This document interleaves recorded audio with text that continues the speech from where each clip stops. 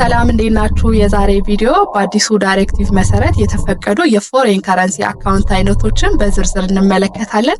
እንግዲህ እነዚህ ፎሬን ከረንሲ አካውንት የመክፈት ፍላጎት ካላችሁ ከአንድ በላይ ባንክ ሄዳችሁ መክፈት ትችላላችሁ። ነገር ግን ኦቨርድሮዊንግ በፎሬን ከረንሲ አካውንት የተከለከለ ነው። ኦቨርድሮዊንግ ማለት ካላችሁ የገንዘብ መጠን በላይ ከባንኩ ዊዝድሮ ማድረግ ትችላላችሁ። ላይክ ባንኩ ፎር ሾርት ፔሪድ ኦፍ ታይም እንዳበደራችሁ ነው የሚቆጠረው። በፎሬን ከረንሲ ግን ይሄንን ማድረግ አይቻልም። ሲጀመርም ከባንኩ ጋር የኦቨርድሮዊንግ ስምምነት ማድረግ አይቻልም ማለት ነው።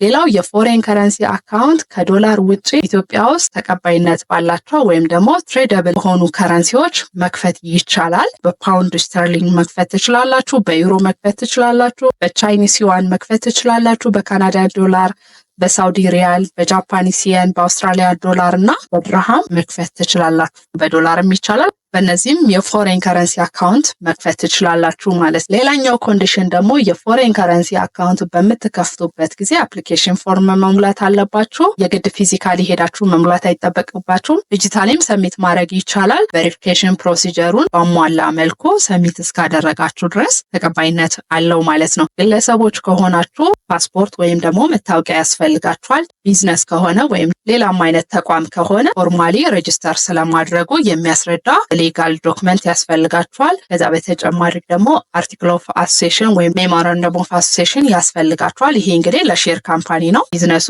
ሼር ካምፓኒ ካልሆነ ሌላም አይነት ፓርትነርሺፕ ሊሆን ይችላል ወይም ሶል ፕሮፕራይተርሺፕ ሊሆን ይችላል። ሌጋሊ ስታብሊሽ ስለመደረጉ የሚያስረዳ ዶክመንት ያስፈልጋችኋል ማለት። ከዛ ውጪ የፎሬን ከረንሲ አካውንት መክፈት ስትፈልጉ ሚኒመም $100 ያስፈልጋችኋል። የፎሬን ከረንሲ አካውንቱ በሌላ የከረንሲ አይነት ከሆነ የምትከፍቱት የከረንሲው መጠን ከ$100 ጋር ሚኒመም ኢኩቫለንት መሆን ይጠበቅበታል። ሌላው የፎሬን ከረንሲ አካውንት 2 እና ከዛ በላይ ሆናችሁ መክፈት ይቻላል፣ በብር እንደሚቻለው ማለት ነው። ኤንድ ኦር ሊሆን ይችላል፣ ኤንድ ሊሆን ይችላል። አንድ ላይ ሆናችሁ እንደተስማማችሁ ከፓርትነራችሁ ጋር ወይም አብራችሁ ሊከፍት ካለው ሰው ጋር እንደ አግሪመንታችሁ ሲንግል አካውንት መክፈት ትችላላችሁ። እንግዲህ በአዲሱ የፎሬክስ ዳይሬክቲቭ መመሪያ ቁጥር 1 2024 መሰረት 3 አይነት የፎሬን ከረንሲ አካውንት ተፈቅደዋል ለጊዜው።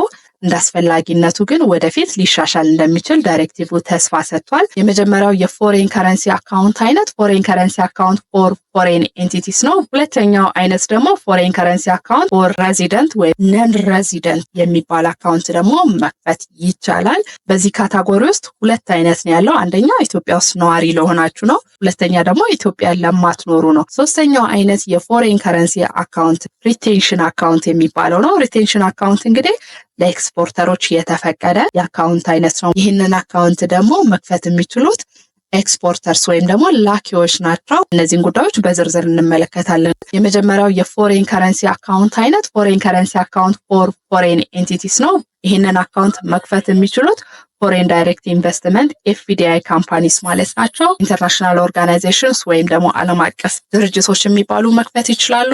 ኤምባሲዎች ይህንን የፎሬን ከረንሲ አካውንት መክፈት ይችላሉ። ሁለተኛው አይነት ደግሞ ፎሬን ከረንሲ አካውንት ፎር ሬዚደንት ወይም ነን ሬዚደንት የሚባል አካውንት ደግሞ መክፈት ይቻላል። በዚህ ካታጎሪ ውስጥ 2 አይነት ነው ያለው። አንደኛ ኢትዮጵያ ውስጥ ነዋሪ ለሆናችሁ ነው። ሁለተኛ ደግሞ ኢትዮጵያ ለማትኖሩ ነው።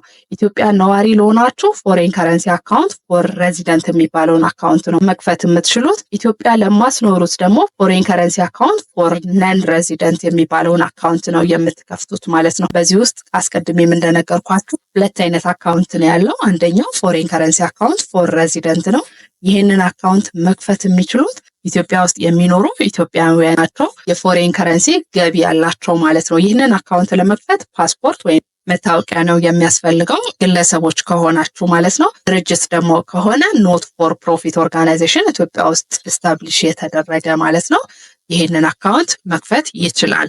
ይህ አካውንት እንግዲህ ፎሬን ከረንሲ አካውንት ፎር ሬዚደንስ ነው የሚባለው። ሶርስ ኦፍ ፎሬን ከረንሲ እስካላችሁ ድረስ መክፈት ትችላላችሁ ማለት ነው። ፎሬን ከረንሲ አካውንት ፎር ነን ሬዚደንት ደግሞ ትውልደ ኢትዮጵያውያን ሆናችሁ ዜግነታችሁ የውጭ ሀገር ከሆነ፣ እንደዚሁም ኢትዮጵያውያን ሆናችሁ ስራችሁ ወይም ደግሞ ኑሯችሁ በውጭ ሀገር ከሆነ ፎሬን ከረንሲ አካውንት ፎር ነን ሬዚደንት የሚባለውን አካውንት መክፈት ትችላላችሁ ማለት ነው። እንግዲህ ወደዚህኛው አካውንት ዲፖዚት ልታደርጉ የምትችሉት ገንዘብ በባንኪንግ ሲስተም ከውጭ ትራንስፈር የተደረገላችሁ ፎሬን ከረንሲ ካላችሁ ዲፖዚት ማድረግ ትችላላችሁ። አንደኛ። ሁለተኛ በኢንተርናሽናል ረሚታንስ ወይም በዓለም አቀፍ ሐዋላ በኩል የተላከላችሁንም ወደዚህ አካውንት ዲፖዚት ማድረግ ትችላላችሁ። ሶስተኛው በፎሬን ከረንሲ ደሞዝ የሚከፈላችሁ ከሆነ፣ የቤት ኪራይ የሚከፈላችሁ ከሆነ፣ ሌሎች አይነት ኢንካሞች ካሏችሁ ወደዚህ አካውንት ዲፖዚት ማድረግ ትችላላችሁ። ከዛ በተጨማሪ ዊዝን ኢትዮጵያ ትራንስፈር የሚደረግ ፎሬን ከረንሲም ካላችሁ ወደዚህ አካውንት ዲፖዚት ማድረግ ትችላላችሁ። አምስተኛው ደግሞ የፎሬን ከረንሲ ካሽ ኖት ራሱ ጥሬ ገንዘቡ ማለት ነው ካላችሁም እንደዚሁ ወደዚህ አካውንት ዲፖዚት ማድረግ ትችላላችሁ። ጥሬ ገንዘብ በሚሆንበት ጊዜ ወይም ደግሞ ካሽ ኖት ከሆነ የያዛችሁት የፎሬን ከረንሲ መጠን $10,000 እና ከዛ በላይ ከሆነ የከስተምስ ዲክላሬሽን ያስፈልጋችኋል። እንግዲህ ከዚህ ቪዲዮ በፊት በሰራውላችሁ ቪዲዮ ከውጭ ወደ ሀገር በምትገቡበት ጊዜ የያዛችሁት የፎሬን ከረንሲ መጠን $10,000 እና ከዛ በላይ ከሆነ ከስተምስ ዲክለር ማድረግ እንደሚጠበቅባችሁ ነግሬ ነበረ። ያን ቪዲዮ ያላያችሁ ቻናሌ ውስጥ ገብታችሁ ልትመለከቱ ትችላላችሁ። ስለዚህ በዛ መሰረት ጥሬ የፎሬን ከረንሲ ገንዘቡን ከሆነ ይዛችሁ የመጣችሁ ያላችሁት $10,000 እና ከዛ በላይ ከሆነ የከስተምስ ዲክላሬሽን ያስፈልጋችኋል ማለት ነው።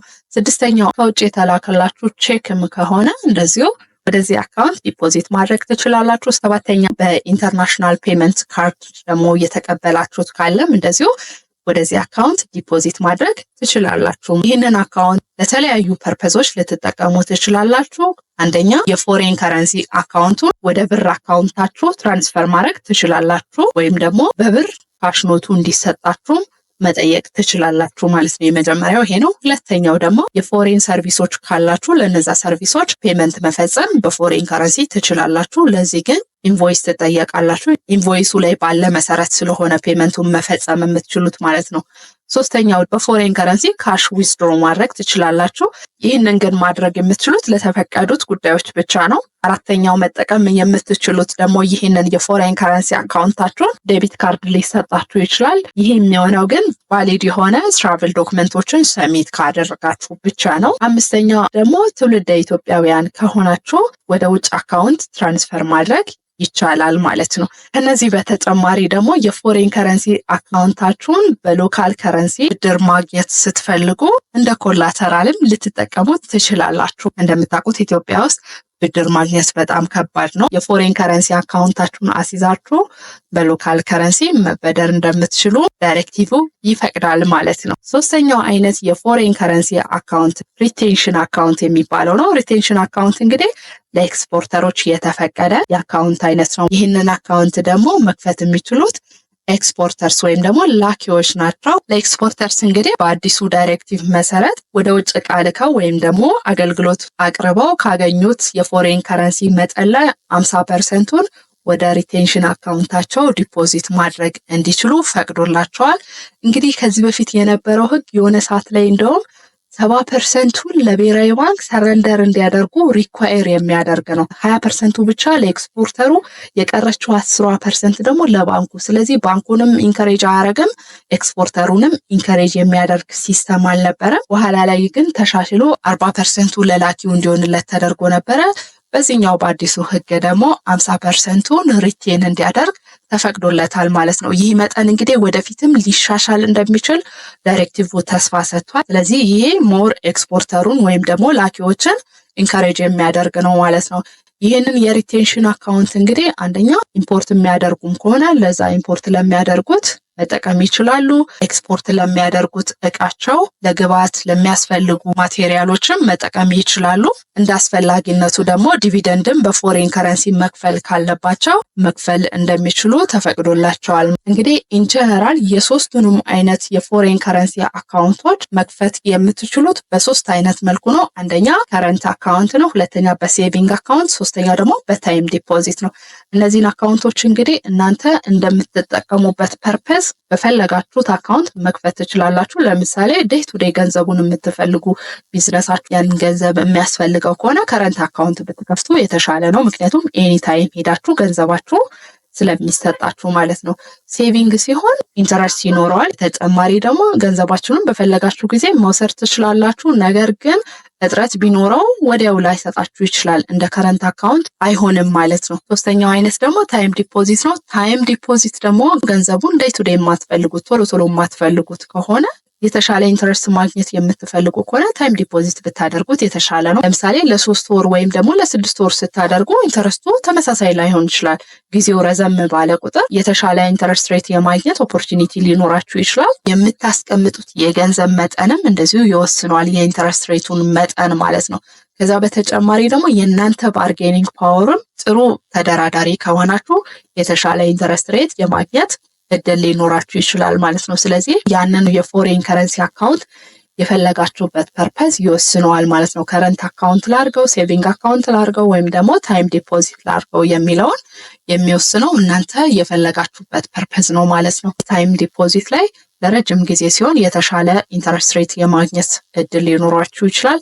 ከዛ በተጨማሪ ደግሞ የገንዘቡን መጠን ከፍተኛ በሆነ ቁጥር የተሻለ ኢንተረስት ሬት ማግኘት ትችላላችሁ ማለት ነው። ይሄ የሚሆነው እንግዲህ ባንኩ እስከዛ ጊዜ ድረስ መታችሁ ገንዘባችሁን ስለማትጠይቁት ሴፍ ስለሚሆን ለዛ ሪዋርድ ነው የሚሰጣችሁ ማለት ነው። በነገራችን ላይ ኤኒታይም ገንዘባችሁን መውሰድ አትችሉም ማለት አይደለም። አግሪመንታችሁን አፍርሳችሁ ወይም ደግሞ ፎርፊት አድርጋችሁ ገንዘባችሁ የግድ ካስፈለጋችሁ መውሰድ ትችላላችሁ። ያው አግሪመንቱን በማፍረሳችሁ ምክንያት ከተስማማችሁበት ጊዜ በፊት በመሄዳችሁ ምክንያት ፔናላይዝ ልትደረጉ ትችላላችሁ። እሱን አምናችሁ የግድ ገንዘቡን የምትፈልጉት በሚሆንበት ጊዜ ያንን ማድረግ ትችላላችሁ ማለት ነው። በእነዚህ ጉዳዮች እንግዲህ ባንኩና እናንተ በምትስማሙበት ጉዳዮች ላይ ብሔራዊ ባንክ ጣልቃ አይገባም። እናንተ ተስማምታችሁ እስከወሰናችሁ ድረስ ብሔራዊ ባንክ በዚህ ጉዳይ ኢንተርቪን አያደርግም ማለት ነው። እንግዲህ ስለ ፎሬን ከረንሲ አካውንት አይነቶች ዲስከስ ያደረኩበት ቪዲዮ ይሄንን ይመስላል። ተጨማሪ ማብራሪያ የምትፈልጉበት ጉዳይ ካላችሁ በኮሜንት ሴክሽን ላይ አሳውቁኝ። ቪዲዮ ጠቃሚ ሆኖ ካገኛችሁ